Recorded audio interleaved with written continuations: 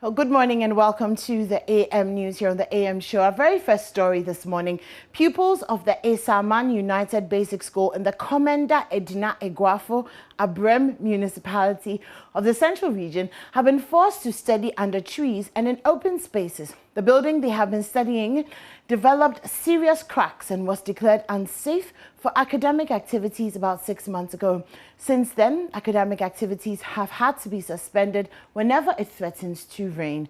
Richard Kojonyako, who traveled to the community, also reports of inadequate tables and chairs, forcing 4 school pupils to sit on desks meant for 2. It's early Tuesday morning, and ordinarily, school pupils are expected to get into their classrooms to study. But for the nearly 400 school pupils here at the Esaaman United, the situation is different. They have nowhere to march to. Where they might remains the same place they have to settle for classes.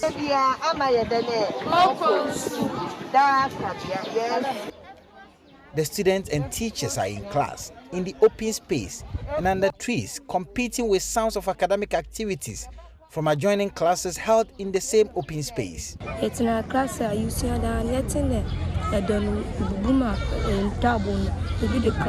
We were in the classroom one day and suddenly we heard a sound from the building. We started running away and then we saw cracks all over. John Yorson is a class 5 pupil. His colleague, Stefan Ama Teria, feels disillusioned.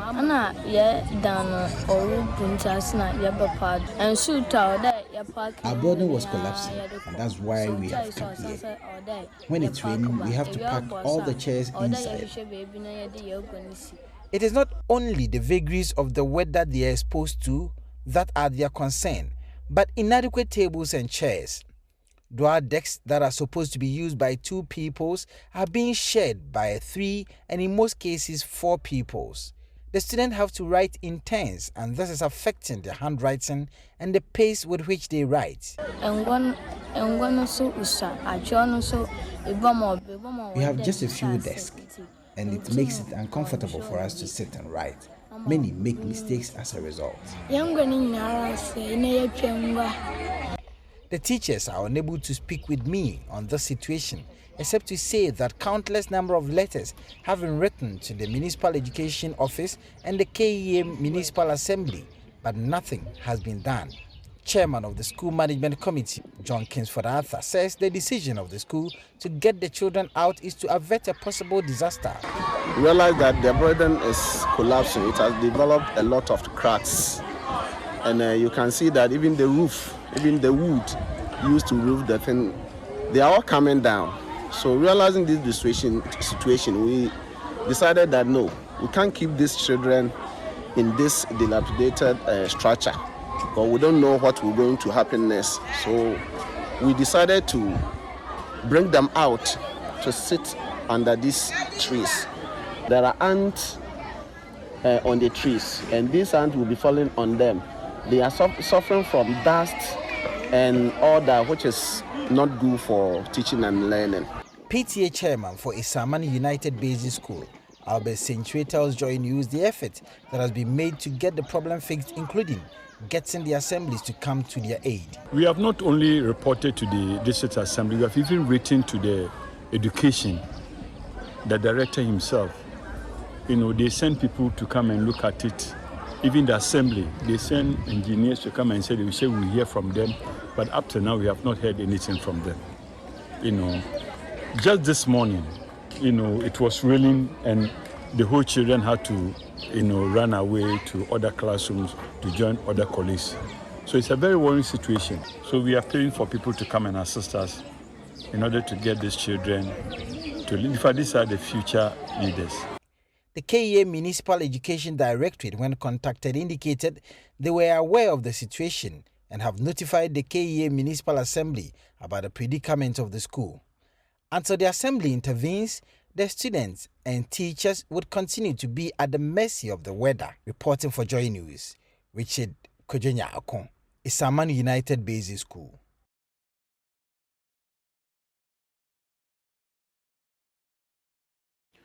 The continued dumping of plastic waste into gutters is having a toll on coastal communities in Accra, as many lagoons have become choked. Now, the Chemu Lagoon, one of Accra's largest, is almost dead now, and the residents of Chokor, the city's suburb where the lagoon joins the sea, say that pollution is breeding mosquitoes, bad stench, and cholera. Here's Justice Beatty's report. Those who have lived here long enough say time was when this now dead lagoon was a green space where fishermen could come with their canoes and catch fishes like tilapia. Even those in their mid-20s reminisce good old days when they too could come here as children and even swim. Now, the Chemu, once the beating heart of Chokor's landscape, is choked by filth, mainly rubbers and plastic bottles. The consequence is dire.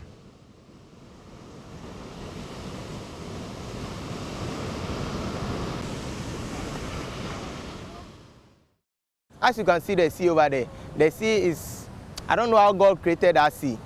It don't like that. So no matter how dirt you put inside, it will drop it back for you. Ebenezer Kobina is 21 years. In Chokor, where he lives, everyone calls him Wendy Shea. He's a prolific footballer. 2 years ago, he decided to quit playing in part because he had no support, and the beach, the only place they train, had been taken over by plastics. And clearing it like this every day before they play was a tough job. When it is raining and the rain is heavy, you see that the water moves faster. And when the water moves, it comes straight to this lagoon. So, it is raining. To waste my money to give them, let me dump it here so that it can move. And that's the way too they used to dump the rubbish inside the lagoon. Chokor's battle with filth and plastics is now at alarming levels, and the people here say the rest of Accra continue to dump their mess on them.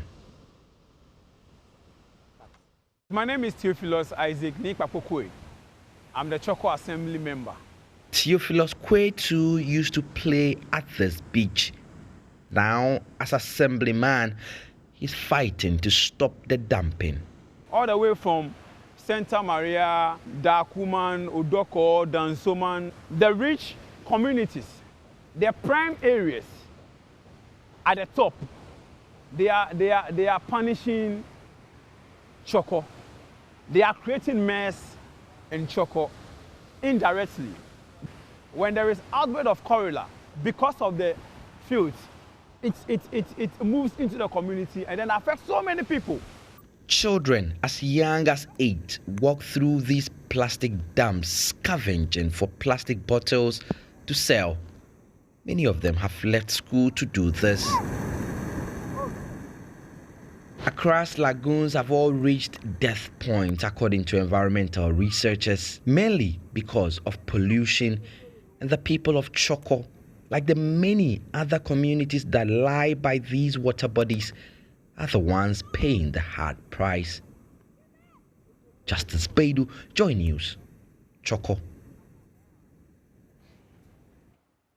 Sanitation officers of the Accra Metropolitan Assembly have been clamping down on food vendors operating under unsanitary conditions within the Makola No. 2 market. Several pans of tomatoes, garden eggs and other vegetables on display just adjacent to public toilet were confiscated with notice of abatement issued to the vendors. Here is Manuel Cransing with a Joy Clean Ghana campaign report. Toilet any aduane eko.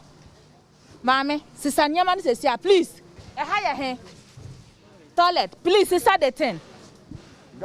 Madam, That's the head of the Accra Metropolitan Assembly's Public Health Unit, Madam Florence Kuchi, interrogating some vegetable sellers who had paraded their wares right in front of a public toilet at the Makola No. 2 market. The distance between the public toilet and the spot where the traders had set up made it convenient for flies from the toilet facility to make their way onto the vegetables. A higher toilet. And I dear where I go higher, where you then? No, you do it. Where you then? Into a pro. And I what I saw Mombrano better. Who crampo what the toilet one out on Yama. Tomatoes are some pro would you go home and once in a free toilet must have basic tomatoes. So now the Pacha, yes, Sanya, please carry everything away. You are the owner of the. Someone out on Makono. Mako, where you are, dear? It's for who? It's for who? Why do you dry it on top of the septic tank? You dry pepper on top of a septic tank. It's for who? But you are the one selling pepper here. You're the only one selling pepper. Some woman be like, she sells here. She said like she will dry it. For what? Like when the pepper goes and she will sell it. Then she said, look at where they've stored tomatoes. And they will bring these tomatoes into the market and come and sell for us. They are killing us outside there. Please take the tomatoes away. Here is a public toilet. And just directly in front of the public toilet is where they've displayed for sale garden eggs, tomatoes, pepper, and the more important, look, they are just drying pepper on top of a septic tank, which is opened. I just don't know what people are thinking. You cannot go to the market and start asking the seller, where do you store your product before you bring it to the market? Even though the vendors admit wrongdoing, they wondered why city authorities had sanctioned collection of tolls from them if they were not to sell there. Obia 1 cedi. Na me mokoni nya entosi ne ya media enti wati 2 cedi. Abeti 2 cedi. Eti allowances nso. Omo beji allowances nso obi an kan kire se ha ma yentana ha. So de bia omo beji. Madam Florence Kuchi explained. This toll is being given on contract basis. So it's a contractor that is doing his or her job for his or her percentage. We are after the health of the people. If you sit here, it is not good and you pay toll. When we come, we will take you away from here.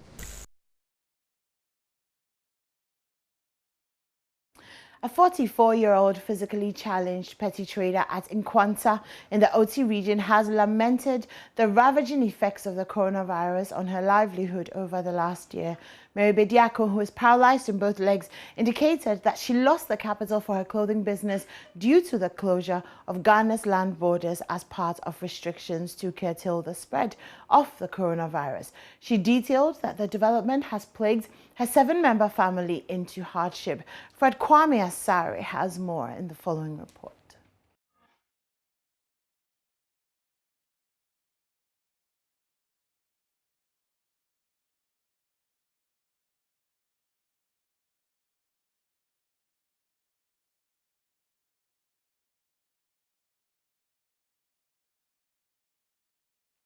Mary was born a healthy child with no disability. She, however, suffered a heavy fall and fractured her right leg at a tender age, and that was the beginning of her disability. She thus got paralyzed as the lower body hence became bedridden. According to her, she was operated on at the Kolebu Teaching Hospital at age 15, after which a POP was fitted to her leg.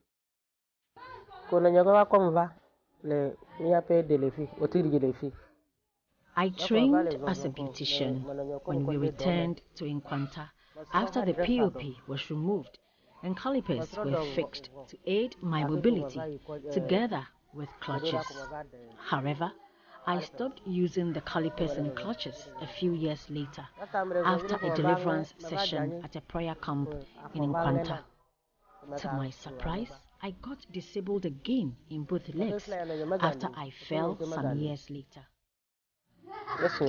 Mary then gave up and decided to cope with the situation and acquired a walking stick to aid her walk. Nonetheless, her condition did not deter her from engaging in trading activities. Mary ventured into the selling of clothing until the closure of the Ghana-Togo border due to the coronavirus pandemic.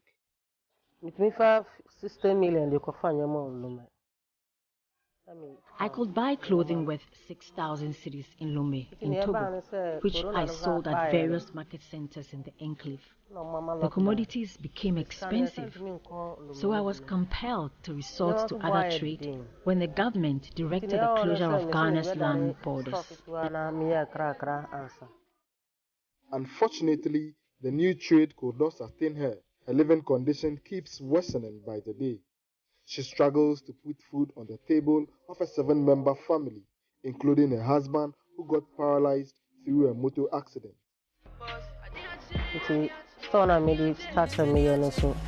I use the profits from the petty trade to finance the upkeep of the family. For now, though, I have run into debts, and my capital has gone down the drain. It has been difficult taking care of the family. My husband also got paralyzed about 1.5 years ago. I have therefore been responsible for the welfare of the family all this while.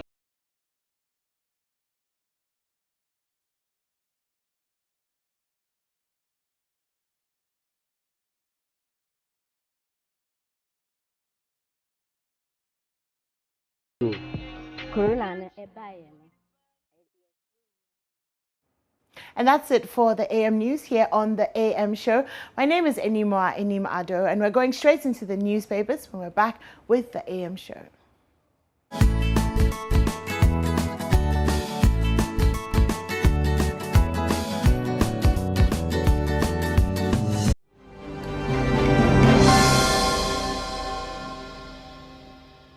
Well, good morning to you. If you're just joining us, if you're just waking up, I hope you slept well. This is the AM Show here on JoyNews. My name is Enimoa Nimado, and I do this every morning with the Israelite. You cannot just call him Israel. There has to be the there. So the Israelite. Who says you can call me Israel? Did you send Seth Kwame Boateng the Momo? Seth Kwame Boateng, happy birthday to you from yesterday. Did Israel send you the Momo? Please do let me know. Anyways, I guess you forgot. Wow. I'm reminding you. Okay. Anyways, we're getting into the newspapers now. And we're going to start with a daily graphic. Israel is going to take us through right, so the daily graphic. Let's get into it. We are 30.8 million and female-male population almost at par. 20% structures are wooden metal kiosks. That's and that's interesting. a conversation we'll be getting into. Yeah. The government statistician, Professor Samuel Kobna Enim, and the chief census officer, he will be joining us this morning on the AM show. And you know, when they released, you know, when we had the Ghana Statistical Service official join us last week, yeah, he was talking about, he got us to understand that this something, it's this like a whole event. It's a whole. What was going to happen today? Yeah. Yesterday was a whole event. We didn't quite appreciate it until the government statistician actually put it all out there yesterday, and he was upbeat and he was fiery and he was. It was. I think what you're trying to say is that he was interesting, as opposed to what's normal. And forgive me, the statisticians community. I feel statistics in tech, so I'm sure you can understand how I feel about statistics. But yes, he was very upbeat, made it very interesting, very relevant. Yeah. And the issues that he put out, you know, male, female population, the structures, the concentration of structures mainly in the southern part, the number of people per household. So you're looking at 3.4 people per household, and it indicates that it's declined over the years, which means that we're having, you know, people are more adopting more family planning methods and all of that. So yes, they're interesting. So you're not going to feel born plenty. But we'll be getting into the details. Another thing is, that has been a big talking point around the census is the male to female ratio. So there are 400,000 more men than there are women. And obviously it drops, you know, the whole 1 to 7 thing. You know, it just drops it drastically, and that gives me so much joy. Because men just be annoying, you know, with that, you know, thing of, well, it's 1 to 7 and da-da-da-da. We are God's gift to the earth. Well, you've been drastically reduced, so maybe you're not doing something right. But there's never been 1 to 7. Yo, really. I've heard you. Okay, the population has almost been a par all this while. Yeah. So yes.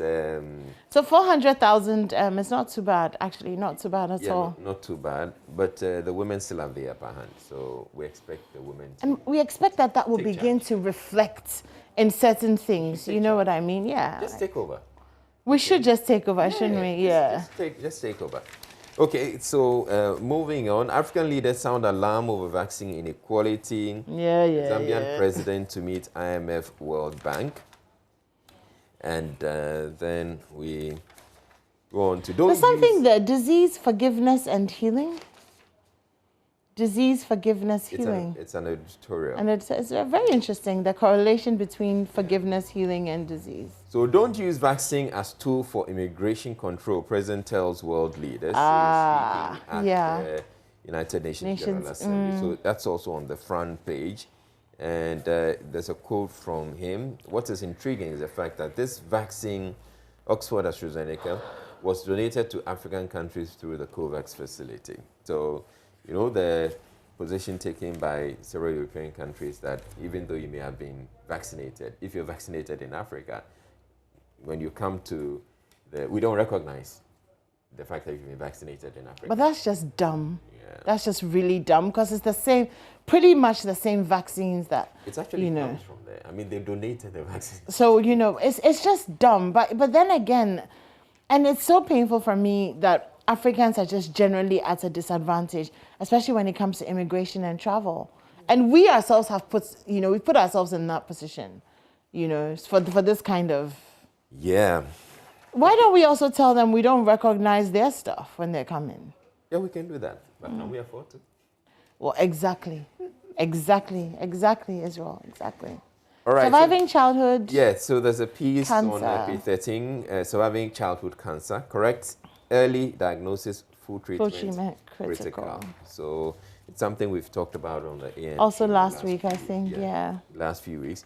Include Africa in G20. President advocates at UN General Assembly. So Africa as a nation, Africa as a what? African country, a few other African countries. Representing Africa. Can you imagine how difficult it would be to pick one country to represent Africa? We need to be represented. And then this story, security disputes, missing pregnant woman claim. Oh yeah, yesterday this made the rounds. Back and forth, back and forth, back and forth. Okay, so the Daily Graphic has been speaking to the regional minister. The regional minister spoke yesterday, but the Daily Graphic had an interview with the regional minister, and I'm going to read a bit of that for you. But in the story, you know, there's been this talk about the fact that she was attending antenatal. Antenatal, yeah. The family is insisting. So yesterday, the Daily Graphic followed up to the European hospital where Ms. Mensah had purportedly received her antenatal care, while the management of the facility said it could not give information on a client publicly. A source close to the facility told the Daily Graphic that she had been to the hospital to receive treatment in the past year, but obviously not at the antenatal clinic. So the quote is, yes, she was at the hospital to receive treatment at the outpatients department OPD on a number of occasions last year. The last time being in September 2020, but it was not at the antenatal clinic, and she is not on the list of the hospital's antenatal clients. So yes, that's very, very interesting. And there's another thing. It says, so the regional minister, Mr. Daku Mensah, said after physical and medical examination of the woman at the Axim Hospital, there were no traces of a woman who had just delivered. A scan by the medical team at the Axim Hospital, he said, showed the woman was never pregnant. There was no sign of lochia, a discharge like menstruation from new mothers. Neither were there the visible sign of the fullness and the tenderness of the breast, the stretch marks on the stomach and its size, the usual postnatal signs on a woman who had been delivered of a baby within a few weeks. So, well, yeah, that's the story. And the police is trying to get to the very bottom of this, and they're saying that once they're convinced, they intend to do as many checks, opinions, seek as many opinions as possible. So there was one opinion at the Axim Government Hospital. There's another one at the European Hospital. Okay. And then they can, at that point, they're willing to share the information that they have. Okay, so we move on. ECG receives $15.89 million to improve revenue mobilization. All sector drags growth down to 3.9%. That's in business. African governments must resolve post-harvest losses, experts advise. Kwewu citizens bemoan abandoned Abetifi Hospital projects and Atonsu Agogo commercial drivers get new station. And the center spread Chokor secures $1.5 billion syndicated loan for new season. NAT launches World Teachers' Day celebration. Then there's more. Intravenous infusions secures credit facility for new factory, which is good news. If any new factory is getting more, a company is getting more money to build a new factory, we love it. Don't transfer fear for maths to children. A lecturer is advising parents. Guess what? A lot of parents tend to do that. They say, hey, as for maths, it's so. But maths is not that scary. So you can overcome it. Overcome your phobia for maths. That's not really a big deal. Snails in short supply. Oh. Snails have always been in short supply. Because if you go to the restaurant and you're trying to get a snail, it's very expensive. Escargot. I don't know why they're so expensive. I guess it's a demand and supply, thing. But I don't like snails, so. Oh, you don't? Nope. Okay. So a bit of graphic showbiz in the graphic. Ministry first, money later. Gospel artist Adepa Zella is saying that. And moving organization appeals to government to invest in bamboo plantation. That's on page 43 of the daily graphic. And if I can open this other page. Yeah. Essentially, okay, in sports, GFA expected to unveil right back today. Okay, Milo has to benefit from WAC ban, and website to provide fertilizer information. Launch and 4 cops interdicted over Tamale residents' assault. That's it for the daily graphic. Okay, so I'm going to start with the daily guide this morning. On the front page, confusion over kidnapped pregnant woman. Nana condemns vaccines, discrimination at UN, and Ghana's population is 30.8 million. Okay, so interesting stories, international. Biden pledges 500 million more shots to developing world. Angry scenes at Haiti airport as migrants arrive, and hundreds have stormed the Namibian parliament. Justice Kalendi Lord's case tracking system. Jealous wife kills husband. So a 32-year-old trader identified as AC Arthur has been arrested by the police for allegedly hitting her husband with a piece of wood, leading to his untimely death. Okay. Entertainment story. Sorry, my daughter was attacked with juju on Ghana's Most Beautiful. Hammer begs Wendy Shea over songwriting misinformation. And Davido's official photographer allegedly dies by drowning. May his soul rest in peace. 4 bullying cops interdicted. Former Lighthouse Chapel pastor in court for stealing. And on page 12, Mahama is on course to curb corruption. Other stories, Clemento Suarez, Gladys Oredu to host Goa 2021. Fugees announce reunion tour. Ghana listed among countries. Did you like the Fugees? Yeah, good stuff. Growing up, they were, So Lauryn Hill, Wyclef Jean, and Praz have announced a Fugees reunion tour to celebrate 25 years. I wonder how Wyclef's wife feels about this tour. Yeah. She may be coming along. That's all I'm gonna say. You know, Wyclef and Lauren had a crazy relationship. Okay, I'm not aware. You didn't know that? Yeah. They dated for a while. Apparently it was, one of those like crazy intense, thingies, and it just wouldn't work. I think he was married at the time, actually. I will. It's happening a lot, because they're traveling together, they're spending a lot of time. And music is a thing, Yeah. So anyway. You get so passionate. Does that happen to you? Passionate when I'm singing? Yeah, of course. You have to be. Or cheating on my spouse when I'm singing. No, I mean. I'm just kidding. Yeah, of course. Someone you're singing with, and. In the first place, you can't even just sing with anybody. There has to be a certain. Chemistry. Yeah, chemistry or connection. So it can bond you. But I think it's really just about knowing and having boundaries and understanding that the music on its own is a certain life, and not to mix that up, the emotions that you're feeling from the music, mix that up with and think it's emotions that you feel for the person. Do you get what I mean? Yeah. Okay. Suriname Veep 60. You don't sound like you get what I mean, but okay. No, but if I happen to be singing with Celine Dion, yeah, certainly. I'm going to fall for her, I guess. No question. Wow, okay. Okay, didn't see that coming. Suriname Veep 60 is oldest player.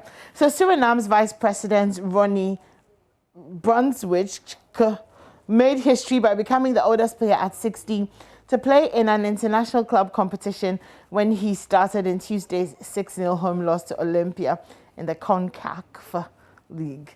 Interesting. Eto? What? He's 61. He's 60.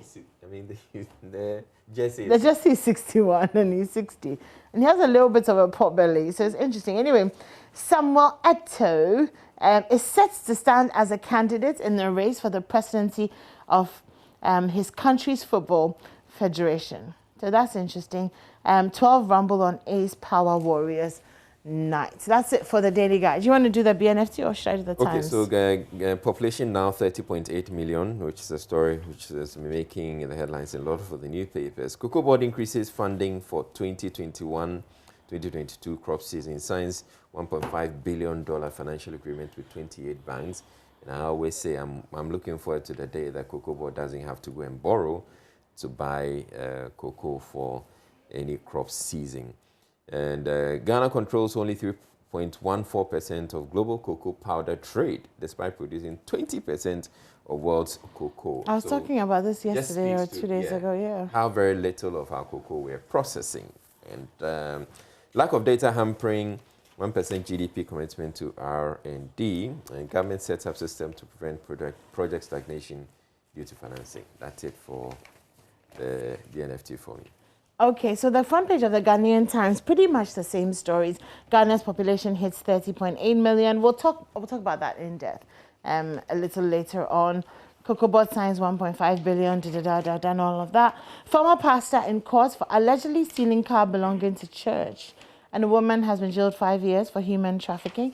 22-year-old woman. AstraZeneca. Pastor, I guess it's the Lighthouse story.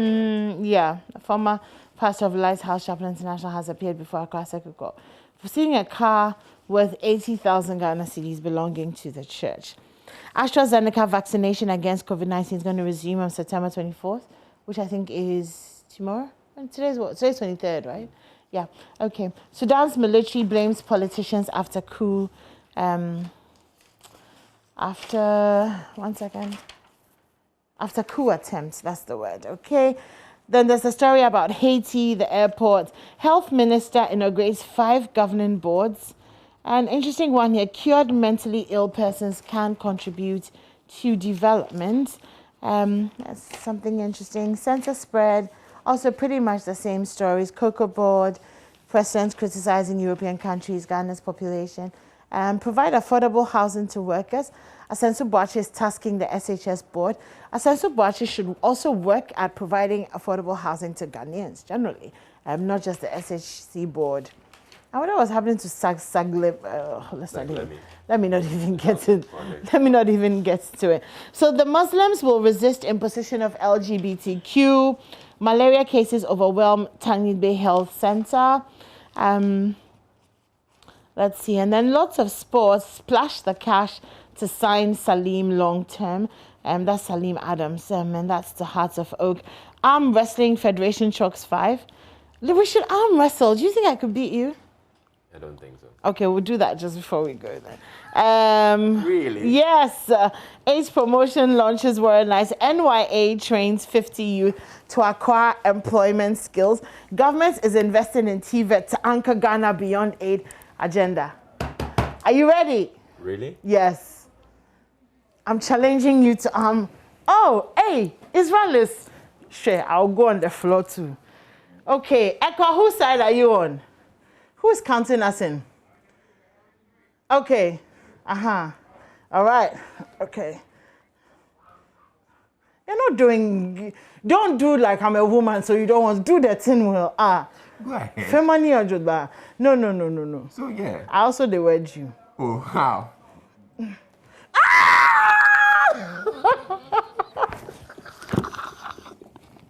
Okay, let's get to do that. Okay, so Israel. My jaw line. Let's go to my jaw line to see the news review. Oh, I wanted you to take me. This is you being sweet about your victory and not gloating. Okay, so Israel is stronger than me. I rest my case.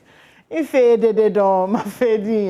so my Joy Online, Muhammad's brother exploiting government's fertilizer scheme when he doesn't qualify.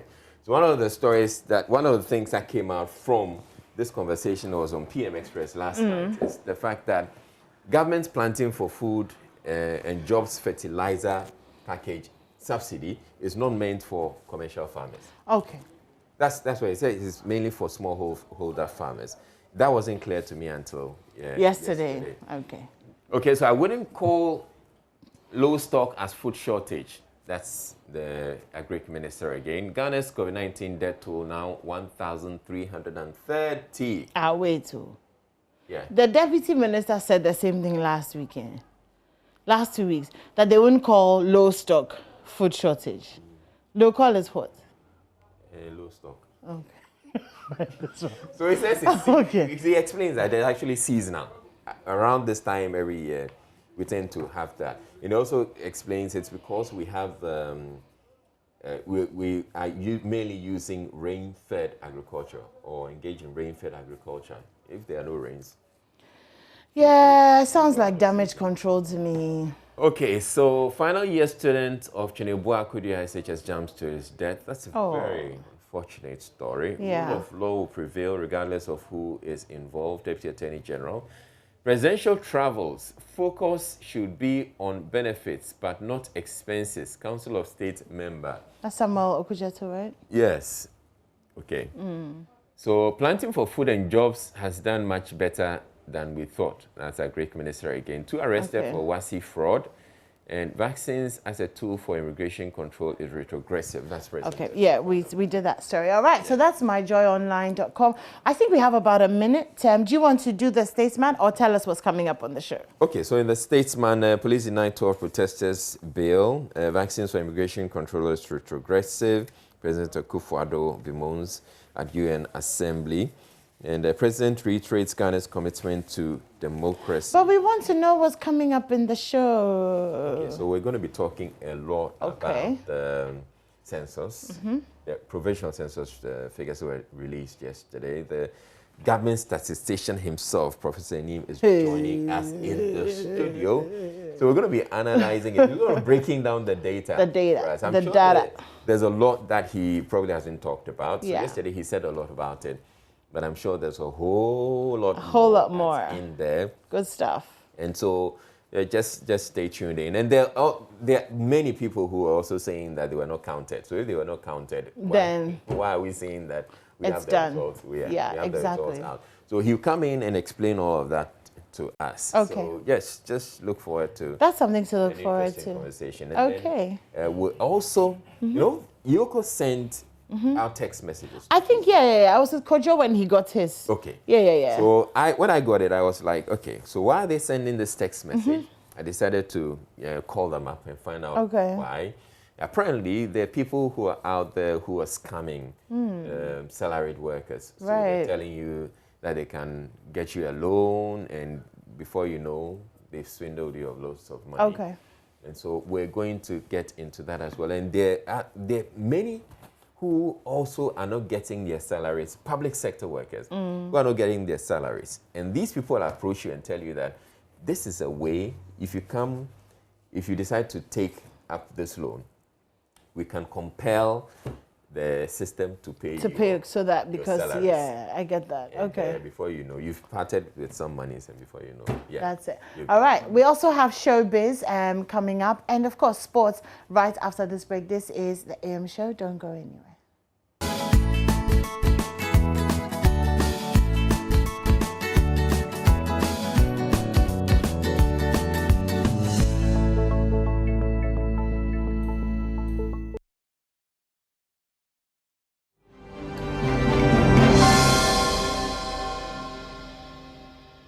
Hello, good morning and welcome to the AM Sports with me, Ore Kuampofo. Now ahead of the 2021-2022 Ghana Premier League season, Officials of the Ghana Football Association's Club Licensing Board have inspected the newly renovated Kumasi Babayara Sports Stadium, home venue of Asante Kotoko and King Faisal, as well as Division 1 outfit Asokwa Deportivo. Love FM's Steve Zando has more in the following report.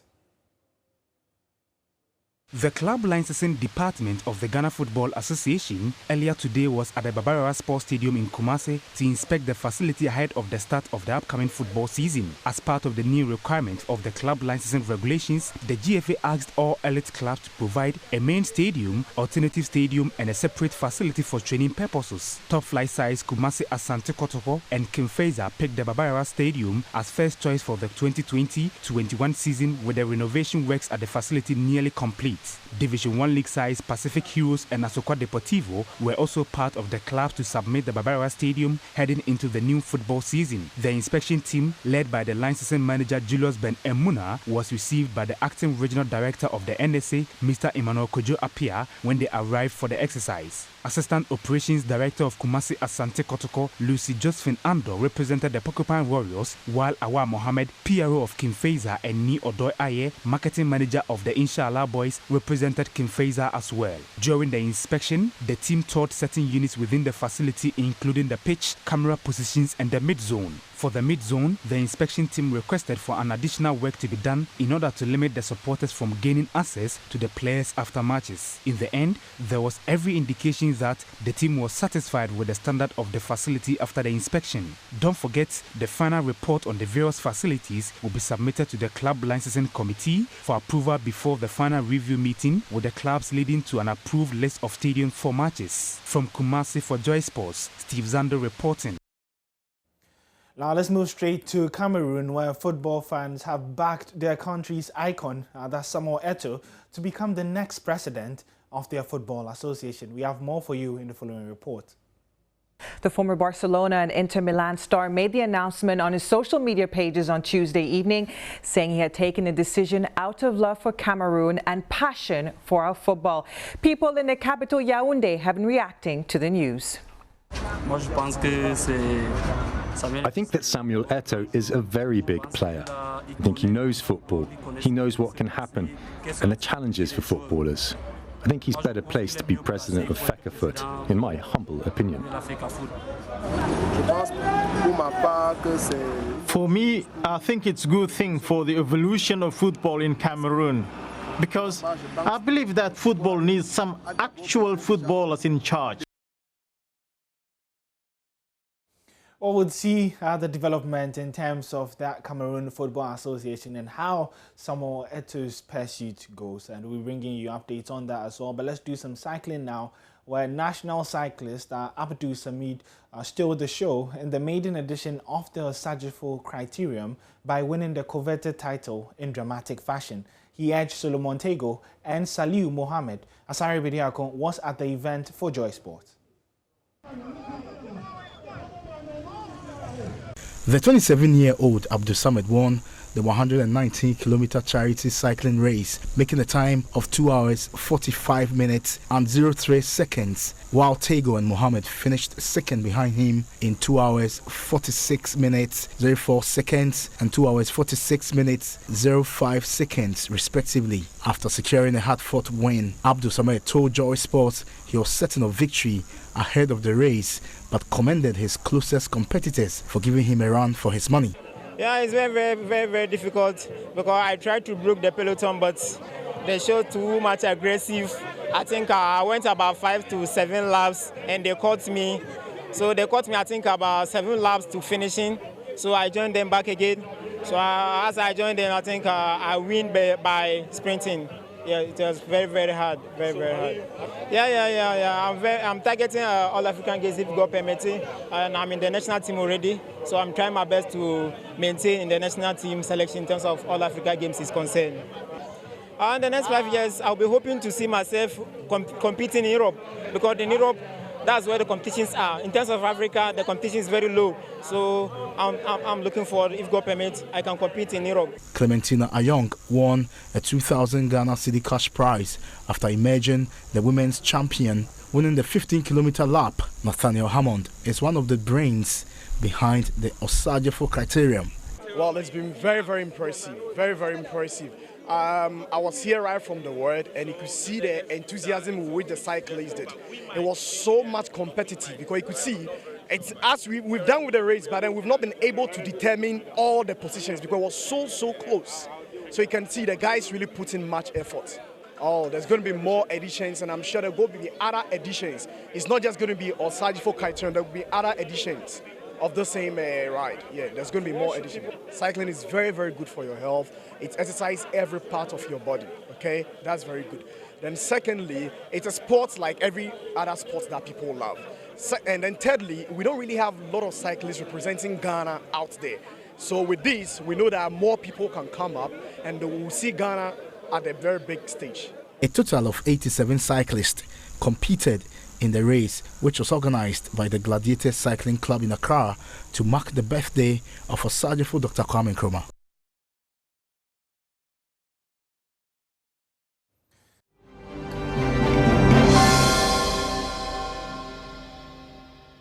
All right, so it is now official. There are 30.8 million of us in Ghana, according to the provisional 2021 population and housing census figures released by the Ghana Statistical Service. The preliminary report was released yesterday and it's already generated interesting chatter on social media and elsewhere, as you'd expect with census data. So if you take, for instance, the sex ratio, the women outnumber the men, and there's been all sorts of interpretations being put to that data. That's all we're going to do here, and that's what the government statistician, who has joined us in the studio, Professor Enim. Thank you very much for making time to be in the studio with us, and we'll be having a very interesting conversation. There's also the number of uncompleted buildings and container structures and kiosks, which speaks to the housing problem, which for us at JoyNews, it affirms why the EcoBank JoyNews Habitat Fair is very, very relevant. So, yes, there's a whole lot more that we're getting, the information that we're picking up from the census data that was released yesterday. And it turns out it's not even the final one. They have a lot more elaborate data that they're going to be releasing from the census. For those of you who we were counted, and you were wondering, okay, so what's all that for? This is a conversation that you need to stay tuned in because we're going to break it all down for you. So thank you very much, Prof. Senim, for joining us once again. So yes, yesterday I must say I was quite impressed with the delivery and the way you excited.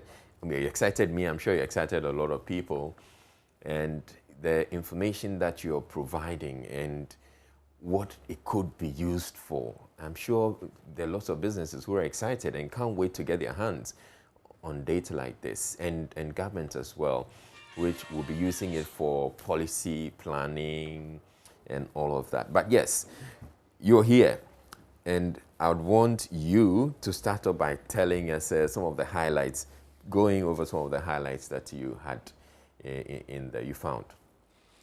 Thank you very much, Israel, and I'm indeed delighted to continue this conversation. As you rightly said, this is a decennial activity and it takes a lot to do this exercise. So once it's done, it's important to walk through the entire process to ensure that the end result is achieved. So some of the highlights that we put out yesterday, the first one obviously is what you've indicated. Ghana's population from the provisional results stands at 30.8 million persons. And it is important to look at this from a trend perspective and also from a composition perspective. So from a trend perspective, the highlight is that since independence, our population has grown fivefold. In 1960, when we did the census, Ghana's population was 6.7. It went up to 8.6 in 1970. Further went up to 12.3 in 1984, and then we had 18.9 in 2000, 2010, 24.7, and now we are at 30.8. If you look at these trends, it clearly shows that our population is growing, but is growing at a declining rate. And what that means is that the highest growth, intercensal growth that we saw on an annual basis was 2.7 between 1984 and 2000. And we've reached our lowest ever level, which is 2.1 between 2010 and 2021. What this means is that it has implications on the households, average household sizes that we have. In 2010, the average household size in Ghana was 5.1. This has gone down by 1.5 percentage points, and currently our average household size in Ghana is 3.6. Right. Again, this average household size connotes the lowest level ever recorded since independence, after inching up to 2000, since 2000 when we reached 2010 when we reached 5.1, now it is at 3.6. On the front of the structures, please go ahead. Just to hold on that, staying with that point, if we're having the average households being 3.6, essentially if you take any household, there are 3.6 persons in there. Of course, we're not saying that you can't have 3.6 persons, but essentially it gives you a fair idea that there are just about 4 people. I believe that also speaks to how family planning issues are being adopted. Essentially, it sounds like more people are having smaller families. Is that fair to say? I would approach this from 2 perspectives. Right. One is we need to be clear in our minds the distinction between the concept of household as we use in censuses and other surveys and family sizes, right, and the drivers of these. So from our point of view, a household is simply either a person or more than one person that come together and make living arrangements. They decide on what to eat, they decide on the major things they need to buy, and they identify somebody as the head of the household, okay, which is clearly different from the family concept as we all know. And what might be driving this reduction in average household size could be one at the household level, as you rightly said, fertility might be going down, and that is why we talked about every discussion on population changes should focus on 3 things: fertility, mortality, and migration. But at the household level, the extent to which mortality will drive the average household sizes is minimal relative to fertility and migration, because you have control on the number of children you want to have, you have control on whether you want to travel out or not. But the other thing that we need to think about is the nuclear family that is evolving in terms of people, right, staying, yeah, just by themselves, and that is what we call the concept of nucleation. And once that is happening, and we all agree that when people had to live with other people, other members that either related or not, that sort of arrangement is sort of dwindling down as we get into this, as we are in this century. Okay, so yeah, we're done with the household. So you're making, yes, the point on the other things. So the other side of the presentation that we put out there yesterday had to do with the concept of structures. And again, yesterday we said, based on the provisional results, Ghana has 10.7 million structures. And I'm always careful how we carry these messages along, because if you don't define the concept of structures very well, people might interpret it as conventional buildings and put other interpretation to it. So from our point of view, a structure is any independent or separate building or an enclosure which is at different levels of completion. It means that it could be fully completed or uncompleted, and also which is movable or unmovable. So in that space, we have different types of structures, i.e. conventional structures or conventional buildings for that matter, that is made of concrete, concrete, cement, mud, and the others which we call non-conventional, that is metal containers, kiosks, wooden structures, and the last group is other. So the 10.7 is made up of all this. And out of the 10.7, we were able to identify those that are used for residential purposes and those that are used for non-residential purposes. Obviously, we had a number of uncompleted buildings that we were unable to determine whether they were going to be used for residential, right, or non-residential. And of the 10.7, 9.8, we were able to make a determination of it. And out of that, clearly, we had 55% out of that being residential, that is where people are staying, and the 45% being non-residential. The other thing that we did, as I indicated, is the different types of structures. And this is where we need to begin to think through it as a country in terms of the structures that we have and its implications for housing. As at this stage, we are not defining the housing deficit. Right. But clearly from yesterday's results, we put out there that 1 in every 5 structure that we have in the country is uncompleted. And that's a significant. 1 in every 5 structure is uncompleted. And this is predominantly found in places that we all expect to see them, i.e. Ashanti region having the highest number of uncompleted structures, obviously followed by Greater Accra. And what happened in the space of Greater Accra is, although it had the highest number of structures, of the 9.8 million structures that we had, 2.1 of them are in Greater Accra. Besides that, you find that 15% of the 2.1 structures are metal containers. Okay. So all the metal containers that we have in the country, 15% of it is found in Greater Accra. And if we move to wooden structures, more than 50% of the wooden structures that we have in the country are also in Greater Accra. Okay. So this is certainly what should incite policymakers to begin to look out for the more detailed analysis where we're going to talk about the type of housing that we have and the quality of the housing that we have. And more importantly, juxtapose that with the number of people who are living in the household. Then we'll begin to appreciate the housing stock that we have, the deficit that we have, and as I've rightly explained, what is important is the disaggregation across the regions and across the district. And the essence of the census is that lower level disaggregation. So we are not even going to end at just the district level. We're going to provide this information across all the over 130,000 localities that we have. And this is exactly why we said this exercise in terms of the dissemination indeed is the most important part of the census exercise. The and for that matter, is the most important part of the census exercise. Why so? Because that is where the transition occurs, where whatever we've done, it goes to the policymakers. So we need to communicate it, package it in such a way that it will be readily used by the policymakers. Because at the end of the day, that is the objective, the uptake of the data.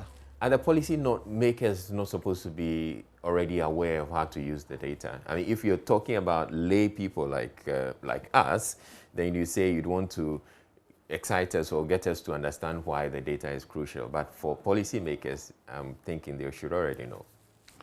I think it's an assumption that one would have to reflect on it and say whether policymakers are aware. From my point of view, they might be aware of it. Right. From my point of view, they might be using it, but we are concerned about the extent to which they are using it and how they are using it. I mean, everybody can say that we are 30.8 million, but that is not the discussion. The discussion is what has happened to Greater Accra between 2010 and 2021. Greater Accra has caught up with the population of Ashanti region, with each of these regions having 5.4.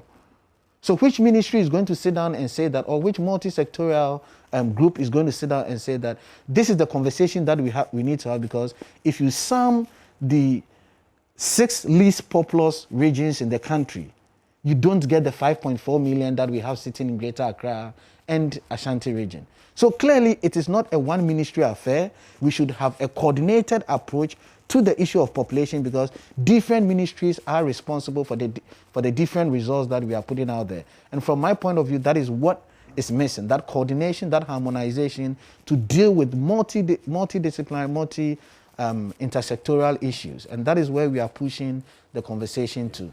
And the population figures between comparing Greater Accra and Ashanti region also has implications for density because you're finding out that a lot more people are concentrated in Greater Accra per square mile or per kilometer as compared with the Ashanti region. What does the data tell you as far as population density is concerned in these two regions? Thank you very much, Israel, for bringing this up. I left it out in the highlight, but this is indeed one of the striking things that as a country we should pay attention to. I mean, Greater Accra's population density, which we define as persons living in every square kilometer, is over 1,678 or 1,658. Yesterday in the presentation, I said, let's literally interpret what a square kilometer is.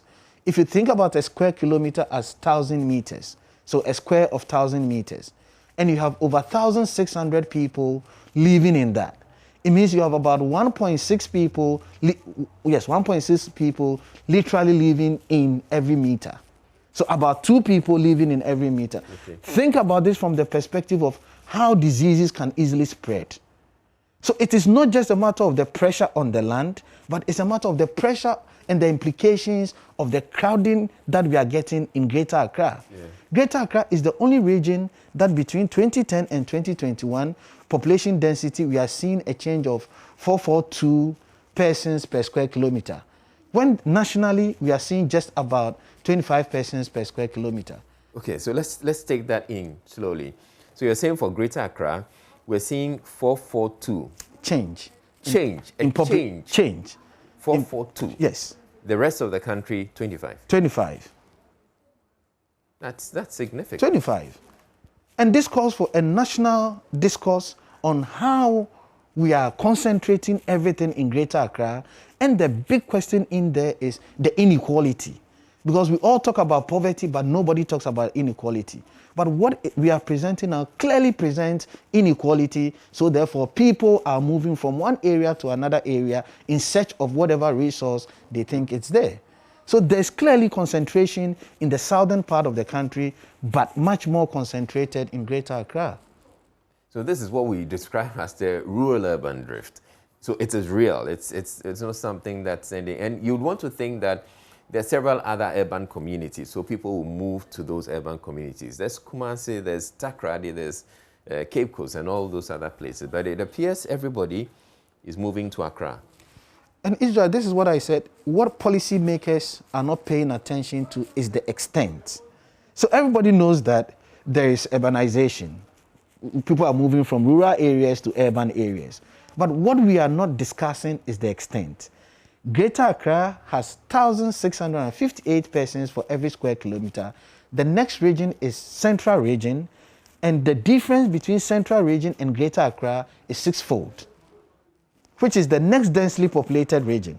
So Central Region has close to 291 persons per square kilometer. That is the next region after Greater Accra. And this is the inequality that I'm talking about. So there are clearly disparities across all the indicators that we put out there, be it the structures, be it the people, be it the density, the average household sizes. Even with the average household sizes, we put out there that Greater Accra and Ashanti and Eastern Region have an average household size of 3.2, and then you shoot up to 6.0 for the Northern Region. Sorry, for the Northeast Region. Yeah. These are stark disparities across the regions. Well, for the Northeast region, you can say that is a newly created region, and so it's not as densely populated. People are now getting to know about it, so that's why you'd say there will be a lot less people in there. No, this is about the average household size. Right. So the average household size in Greater Accra is 3.2. Yeah. So the nucleation is happening in Greater Accra. Whereas in the Northeast region, the Northern region, and Savannah region, they are all recording an average household size in excess of 5. Oh, okay. So this is about the average household size. All right. And this has implications on decision-making within the household in terms of how they decide on what to buy and who gets what. So if you take population density, for instance, and the issue with Greater Accra, what would you expect, or how do you expect policy makers to make use of this data? This is why we say that this is the preliminary report. And we are saying on the 18th of November, we're going to give the general report. Right. And the general report will differ from the preliminary report from 3 perspectives. We're going to announce the final figures, which from my point of view, it's not the major issue. The major issue is when we provide the information at the disaggregated level, and then we do a wider analysis in terms of the scope. So what we should look out for is, in Greater Accra, where are the hotspots when it comes to population density? So that's the first thing we should find out. Once we identify the districts with the hotspots, we look out for the localities with the hotspots. And this is the data that we're going to provide at the disaggregated level. Then the flip side is that we're going to provide that data in relation to other indicators. So for instance, where there is density, we can compare it with indicators such as economic activity. We can compare it with indicators such as child survival. We can compare it with indicators such as people with difficulty in performing activities. So we're going to do that cross-tabulation so that policymakers will see how densely populated areas at the small area level is impacting on other socioeconomic indicators. So moving into our thematic and analytical report, we're going to put these analyses out there. Okay, so the disaggregated data that you're talking about, is that the one that's supposed to come out in November, or we should expect that to come over the 2-year period that you've been talking about? The disaggregated data, that is at the district level. So now we've provided the results at the regional level. The results at the district level, or the 261 administrative districts, would come up on the 18th of November. Oh, just this November? Just 18th of November. And then between May next year and December next year, we're going to have our thematic report, and the cross-tabulations that I talked about would come up. And this is why we, for the first time, have collected information on GPS coordinates. So what the GPS coordinates would allow us to do is what we call small area analysis. So we don't just do the analysis at, let's say, Adabraka, but within Adabraka, we can narrow down on a particular small area, obviously anonymize it, and see how population density in these hotspots correlates with other indicators. And talking about GPS coordinates and digitization, you've talked about how digitization has helped greatly in putting together the census report. I want you to break it down for us and let us know what sort of difference it's made. Israel, the first difference is that we've been able to put out these results within 44 days after the data collection. In 2010, it took us over 6 months to get the provisional results. Okay. And prior to 2010, in 2000, it was more than a year. So immediately, the benefit that we've seen is the timeliness of the data that we've put out there. But obviously, that does not bring a lot to the table. But the added value is the things that you are talking about. Because we're doing a digital census, we're able to pick the GPS coordinates, and the GPS coordinate is what we're going to use for the kind of analysis that I've talked about. And the quality that it's embedded in the data collection process. For the first time in the history of our data collection exercise, we're able to correct all the errors that were coming up during the data collection. We're able to superimpose some benchmark data. So for instance, we use geospatial resources such as building footprints to superimpose on the number of structures that we're having. So in the northern part of the country where we have different kinds of structures, where the satellite images were not able to pick them up, we're able to compare to see how that happens in the other part of the country where we have the conventional structures. So these were the resources that we were able to superimpose on the tablet that we use for the data collection. So we always say that the digitization was not just about the use of tablets, but harnessing the resourcefulness of using tablets, i.e. building an enumeration tracker where the data that is coming in. So indeed, after the first day of the data collection, we're able to measure the progress. We're able to see areas that will not finish, enumerators that were working in enumeration areas that we did not send them to. So all these attributes improve the quality of the data that we have. And then, as I said, the GPS coordinate is offering that additional benefit from the use from a digital census. So listening to you this morning, you're speaking, you've said so much, you've put out data, and you're not referring to any document. I'm getting that this thing is sitting in your head. You sleep statistics and you talk statistics. You say it so easily. I suspect that you're also very excited by the work that you've done. What are some of the highlights for you? Indeed, I'm excited simply because of my background as a data person. But my excitement is the way we started the presentation yesterday and some of the issues that are coming up already in terms of the use of the data. And it's always important not just to look at the numbers, but the story around the numbers, which is very important, and also use platforms like this to educate people on the use of numbers. If you don't mind, let me mention that since yesterday, some of the commentary that I'm receiving is persons in Ghana or beyond, trying to juxtapose the numbers that we've put out there with the voters' registration. Okay. I want to put it out there that we need to be very careful, even if we have to have that conversation. I would not advise that conversation, but if you, for some reason you want to have that conversation, we need to be careful. For the following reasons. The census operations or methodology is what we call the de facto. And what that means is that we counted people where they were on the 27th of June 2021. That is pretty different from the elections operations, which requires that people decide on where they want to vote. True. So for you to do that comparison, one has to be careful about that. I agree. The timing for the census and the timing for elections has an age cutoff, because the elections is for only people 18 years and above. Now, Prof, I'm curious. I'm sure it will help if you share with us some of the ways people are interpreting or misinterpreting this data. That's as far as voting and elections is concerned. So they're comparing the turnout of the elections at the regional level with the population that we've put out there. They've already started having that conversation. I don't see... It is a bit bizarre, especially when we don't have the ages in the data that we put out there. And you know that elections is 18 years and above, yes. And then census is everybody. So now people say, let's take a percentage of this, But the caution that I'm putting out there is, even when we put the final results out, because of the differences in the operations, it is not advisable to compare. And it's true, as you're saying, people would actually move from one part of the country to another part of the country to go register to vote when it comes to elections. Yes. But it doesn't happen like that when it's with the census. No.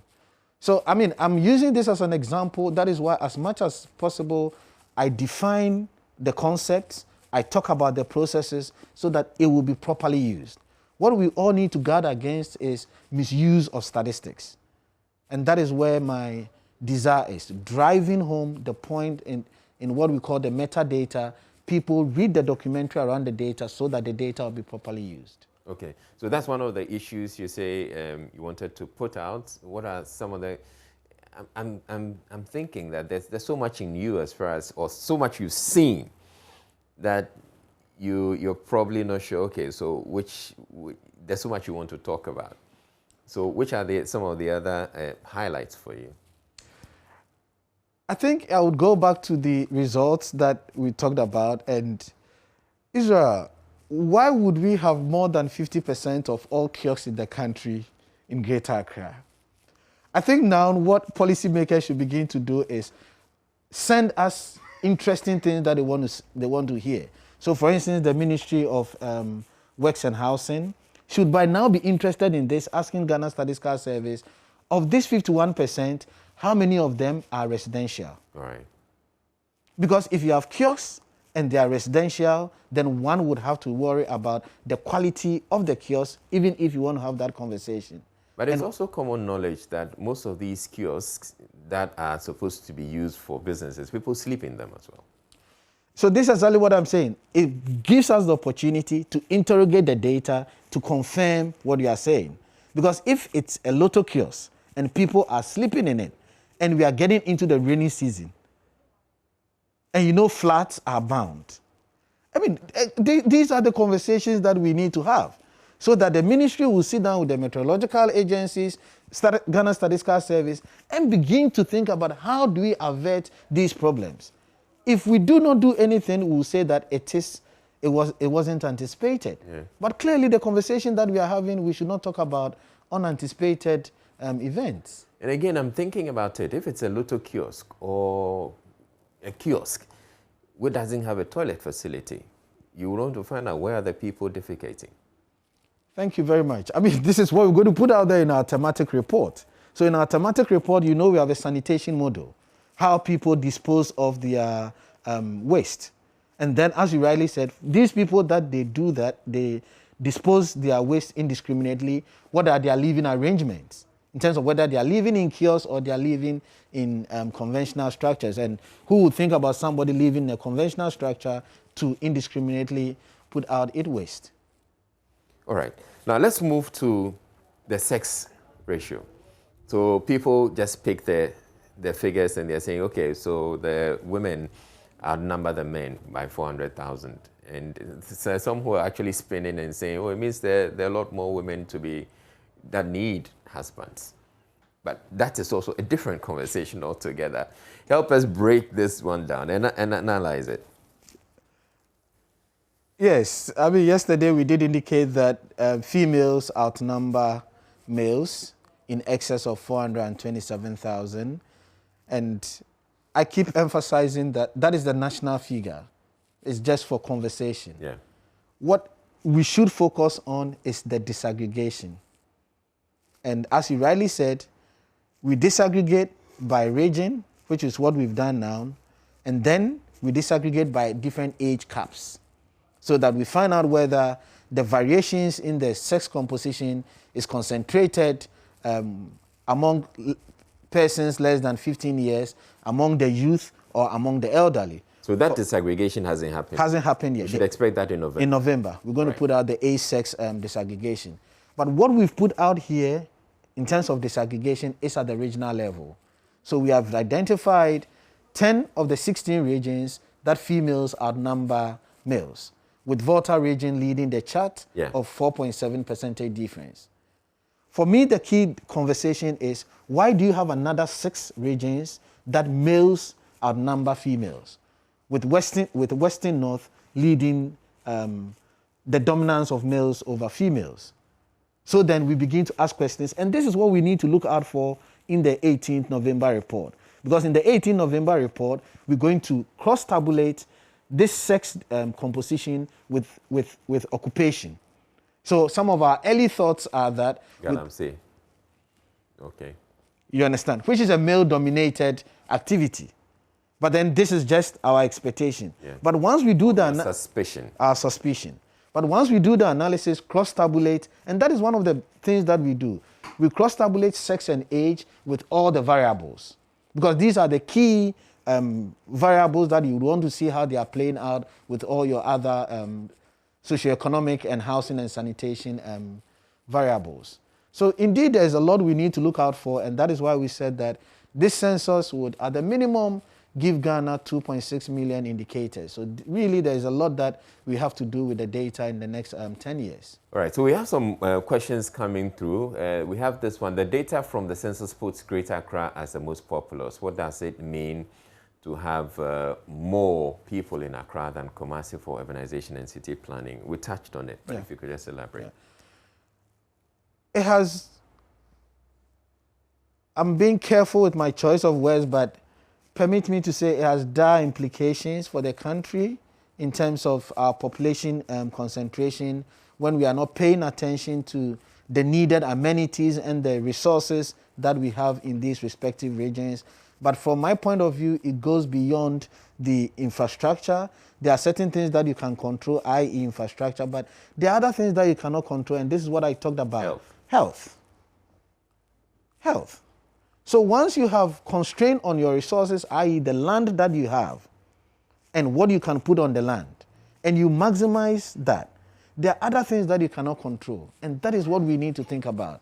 This really is calling for a wake-up call on how we are distributing our resources over the 238,000 square kilometer land that we have. And especially when you see that the regions in the northern part of the country are not as densely populated as the regions in the southern part.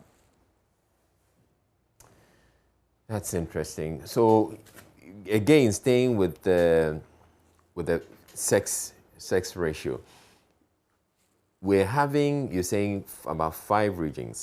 6 regions where the men outnumber the women. Yes. And then the other regions is where we see the national situation where it looks like the females. Women, the females. Which regions are these? The 6? The 6, I need to reference that, but I know it's it's Western North that is leading that, and it's followed by Western, Ahafo, Oti, Savannah, and Bono East. So these are the 6 regions that we have males outnumbering females. Okay. And then when we look, you make your point. Yes, no, I was just going to mention some of the, I mean, obviously the other 10 is obvious once we know that 6. So when we also look at the way the sex ratio has been over the years, you're saying that it looks like we're having the men now catching up. No, I don't think I've made that submission yet. All right. So let's get into that. So previously, well, we've for a long time had the women outnumbering the men. But when you look at the ratio, it looks like the gap is closing. Is that the case? I need to be certain about that because I've not paid particular attention. But you are right, over the period, we've consistently had females outnumbering males. But the extent to which it's narrowing down is something that we need to look into. All right. The other question that a lot of people, when I posted it on Facebook, many people are talking about is, I wasn't counted. And yet they're saying that they have the census figures. We are 30.8 million. How do you explain that to the people who, I know there will be margin of error and all of that, but you probably have a better explanation. So let me precede that with a caution of a claim that I was not counted. Per the operations of the census, we were not going to have a one-on-one engagement with all the 30.8 million people that we've identified in the country. Our unit of the data collection was either the household or the individual, depending on where we find you. So if you are in transit, then we'll speak to you as a person, as an example. If you're an outdoor sleeper, then we'll speak to you as a person. But if you are in a household, which our data suggested that more than 30 million out of the 30.8 million were household population, the household was our unit. And what that meant was that once we get in there and we identify the head of the household or identify any adult responsible, that person speaks on behalf of all the other persons in the household. So if you have a strong thought that you were not counted, we kindly request that you find out from other members of your family to confirm that indeed the household was not visited or not. Having said that, why we initially put out, one of the reasons why we put out a provisional result and the final result is to contain some of the places that we had challenges with the enumeration. All right. So specifically for places like Adan West, that shares border with, I think, Central Tong, we had a boundary issues, and we had specific localities in those areas that after we had listed, which we got the de jure population, that is usual members in there, when we went there for the enumeration, we were denied the enumeration. It dragged on for a while. We had meetings here and there. Why were they denied? Because of the boundary issues. They thought that the locality should belong here and vice versa. So it was back and forth. So that particular locality, which indeed their population is in the hundreds, we were not able to do the enumeration in that area. So between now and 18 November, we're going to make a determination on how to estimate that population. Is that just one of those, or there are a few others? No, we had just two instances. And these are not districts. These are localities within the districts. All right. And there are places too that we have challenges because of accessibility, some of these gated communities, which we are going to estimate the numbers. Gated communities? Yes, which we are going to estimate the numbers. Why couldn't you go into gated communities? Again, these are very limited cases. Most of them we went there either only doing the listing, or we went there to do both listing and enumeration concurrently. But there are pockets of areas that we simply did not get there because of the management structure of these communities, i.e. you need the security person to walk our enumerators house to house. So depending on the availability of the security officer, the residents, and the window that we had, we were not. And in our last submission ahead of bringing the data collection exercise to a closure, we did indicate that these numbers that we are talking about are less than 300 in the 8 districts that we had in Greater Accra. And that is why yesterday we indicated that the difference between the provisional and the final is expected to be very marginal, especially when we had compared it with our own population projection and the projections from the UN population and the US Census Bureau. So for these areas, you're saying that you're going to estimate? We will estimate these localities. We would estimate their populations. And let's also keep in mind that we are currently doing a post-enumeration survey. The essence of the post-enumeration survey is to bring closure to the enumeration, to say that the enumeration is within this percentage margin of error as you indicated. And what we expect based on the comparison that we've done so far is to contain that level of comparison between the enumeration, the PES, and for that matter, the international benchmarks that I mentioned. From some of the challenges you've just highlighted, I get the impression that you may have encountered quite a number of challenges in trying to put this together. What are some of the very tough ones you had to overcome? I would say I would confirm that there were some challenges, and indeed they were anticipated. So it's not something that we didn't see these challenges coming up. The COVID-19 imposed its own challenges with the census taking. People were very careful because of the environment that we all found ourselves in. They didn't know where the census official is coming from to enter their home, whether they should allow the person. Exactly. But with the help of, again, a digital census and our engagement with key persons in the country and agencies, most of these issues were surmounted. So, for instance, because it was a digital census, we set up for the first time a call center that dispensed both inbound and outbound calls. And the inbound calls were very helpful to the extent that people who had concerns on the credibility of whoever the enumerator is had a window to make access to our call center. And again, for the first time, this call center had a toll-free number. So it was very useful in addressing a number of the challenges that we had.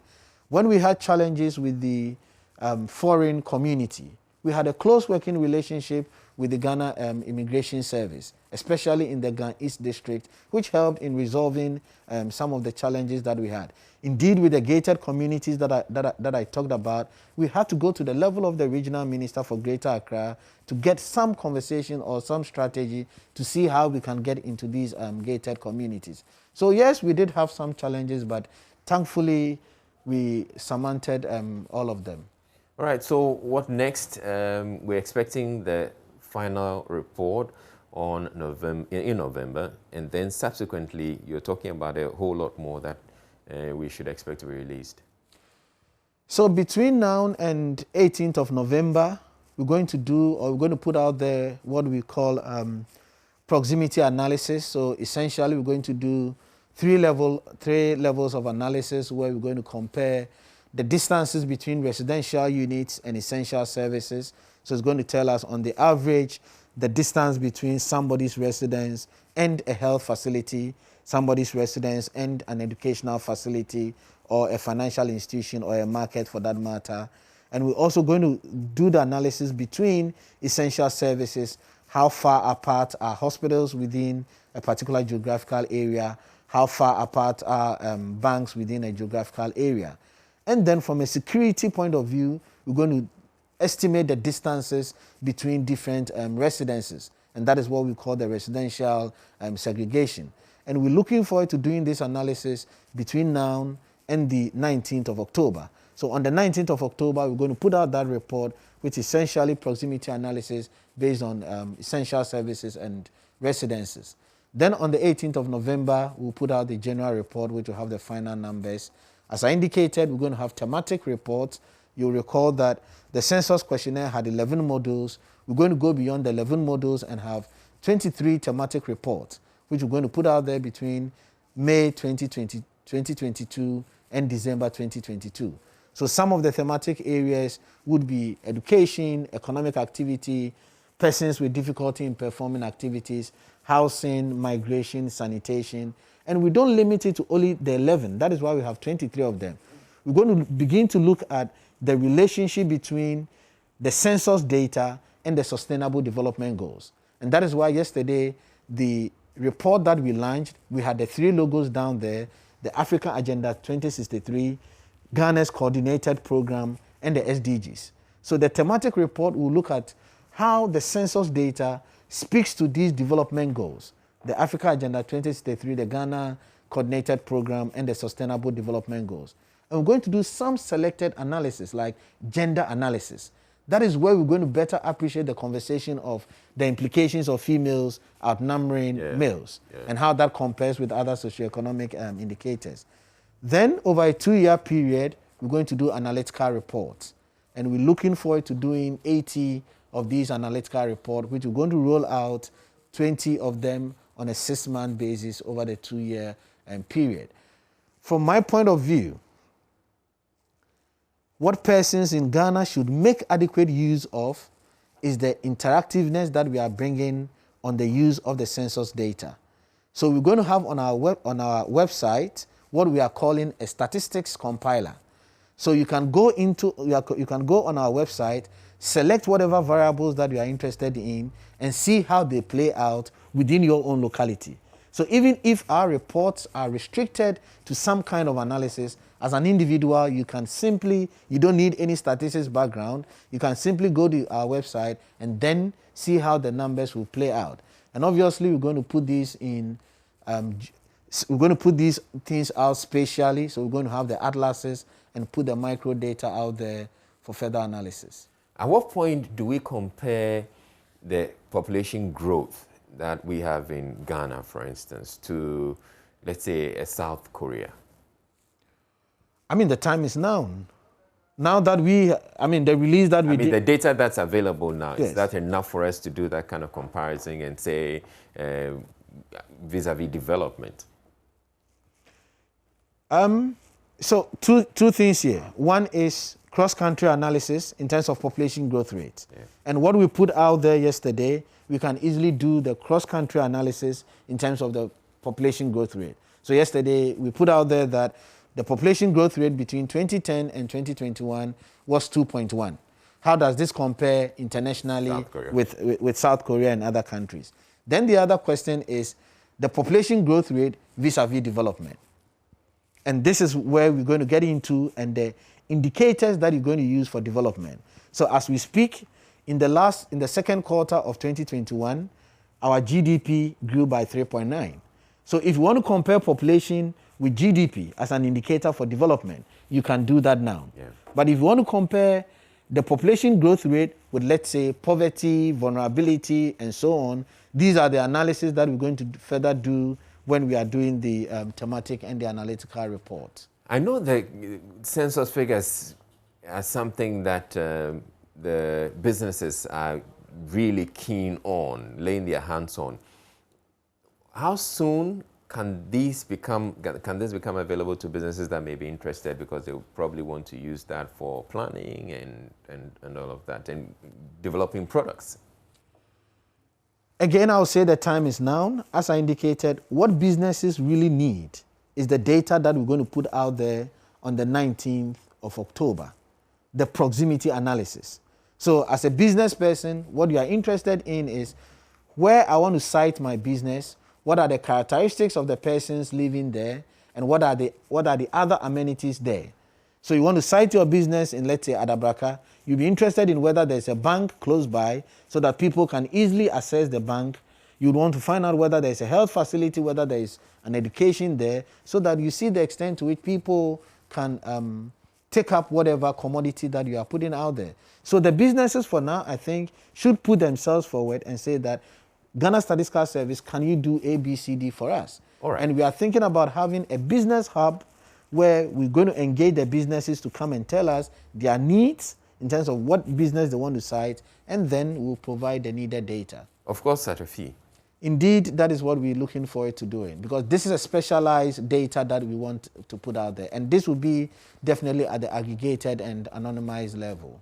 But if they want the thematic reports that you're looking at putting out over the next 2 years, will they have to pay for them? Or no, the thematic reports, the micro data, that is 1 or 10% of the data, the analytical reports, all that are free. These are specialized data that specific businesses would need. So for instance, if you are citing a pharmacy, your needs will be different from somebody citing up a school. And these thematic report and analytical report cannot give those details. And that is where we say that definitely we need to compensate for the extra effort that will be put into getting this out. So I see that as a way of the Ghana Statistical Service also generating some internal, some revenue for itself. What are some of the other ways you're looking at making money so that all that has been invested in the census you can recoup somehow? So currently our thinking is to focus on 2 broad dimensions to become self-sufficient. And that is a distant goal. when I say distant, I mean something within 10 years. I don't want us to think about distance beyond 10 years. To become self-sufficient because of the struggle that we've had in collecting data consistently, regularly to inform policy. So as an agency, we're looking forward to becoming self-sufficient, financially self-sufficient. And there are two things that we are looking out there. We are very mindful of data sharing, international obligations. So we're going to put out data. We're not going to sell data. Okay. We are aware of the obligations to put out reports. So we're going to move away from the selling of reports and all that. From our point of view, that is not what we should do to become financially self-sufficient. So two things that we're going to do is what you are talking about, people who need specific tabulations to inform their business decision making. This is an individual or an agency that requires data for profit making. So definitely it lends itself to make money out of that. Then the second aspect is continue to strengthen the capacity of Ghana Statistical Service to service not just the other MDAs and the MMDAs, but the entire statistical community that we have in the country. So if you go to other jurisdictions, and I'm happy you talked about South Korea, or Korea for that matter, these are agencies, statistical agencies in these countries that have been able to build their statistical agencies' capacity to an extent that they offer capacity building and coordinate activities in the entire statistical system. And that is why last 2 years, our focus was to get a new law that mandates Ghana Statistical Service to coordinate activities around statistics in the country. And by so doing, we have our code of practice, we've just developed our competency framework, and then we started developing capacity in-house to have that responsibility. So through training, we hope to get some resources to sort of service the surveys and censuses, or for that matter, non-traditional data that we use for our work. Right. Thank you very, very much. We're very privileged that you joined us in the studio to give us all this enlightenment. I'm sure there's a whole lot more that we can talk about, because you seem to have so much more in your head that you're willing to pour out. But we appreciate that you made time to be with us. Professor Samuel Kobna Enim is the Chief Census Officer, and he's the government statistician. And yes, we have the stats out there, the census data is out there. So for the businesses that you're interested in, you can go in for the census figures. And well, later on when the other reports come out, I'm looking at a business, for instance, going in to say, okay, if there are so many containers here that do not have toilet facilities, then it means that if I set up a toilet around a public toilet around this area, I know that people can patronize, and I can make some money off of that. And so there's a lot more that we can use all this data for. But yes, you're still on the AM show, and we have more conversations coming up. We're going to be talking about what the Economic and Organized Crimes Office is doing. Apparently, there are some people out there who are going, or they're bent on defrauding people. So many of you would have gotten this text message, the text message on your screen right now. I got mine on September 2, and it says, Yoko wishes to caution all salaried workers to desist from involving third parties in the acquisition of loans. Anyone who transacts business with such persons does so at their own risk. Thank you. So I sought to find out why Yoko is sending out these messages. It turns out that they're loan scammers. We'll be having this conversation with Yoko to tell you how you can avoid falling victim to these loan scammers. There's a whole lot more coming up. Do stay tuned in. We're back in a minute.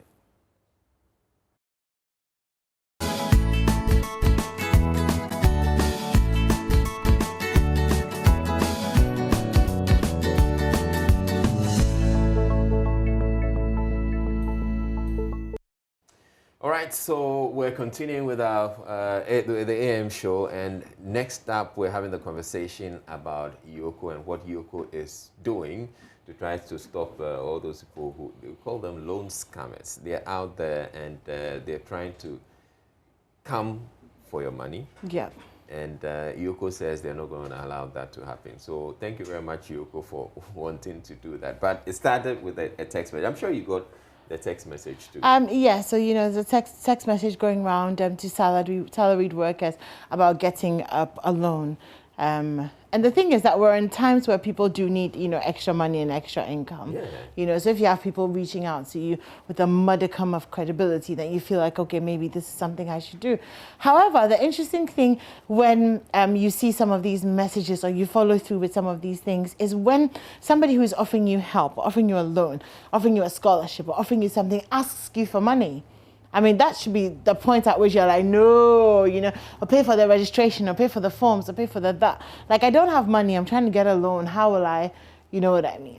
But anyway, so Iyoko then, responded to this and then sent a message, and said that, don't engage with these people, don't talk to them, they're not credible, and it's a scam. And it's interesting that Iyoko was able to get on the beat with that, which also tells you how widespread the issue is. It is. Yes. And so Iyoko has gotten involved, and we have some officers from Iyoko who are joining us to tell us there's more to this story. DSO Thomas Wotojo is an Iyoko officer. Also, he's also joined by DSO Bertha Obenye. Thank you both for deciding to make yourselves available for this conversation. So I want to start with you, Bertha. How did this whole thing start, or at what point did Iyoko come in? Israel, and then good morning to your viewers. Good morning. So in recent times, Iyoko has received a number of complaints from government workers who are falling victims to various loan scams.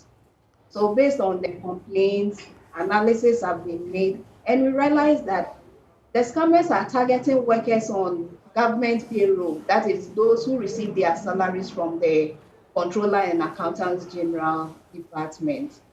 So that's how Iyoko got to know about the things going on. So you've had people who have come to complain to you? Yes, and a lot of people.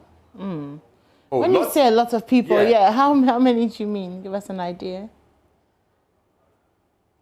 More than 100. Wow. Because the complaints come from around the country, from various regions, various districts. And after analysis, we realized it has to do with the personal details and then government workers who have their funds locked up at Controller and Accountant General's Department. Wow. All right, so that's an interesting bit too that I got to know about. I would want you to come in, DSO Thomas Wotojo.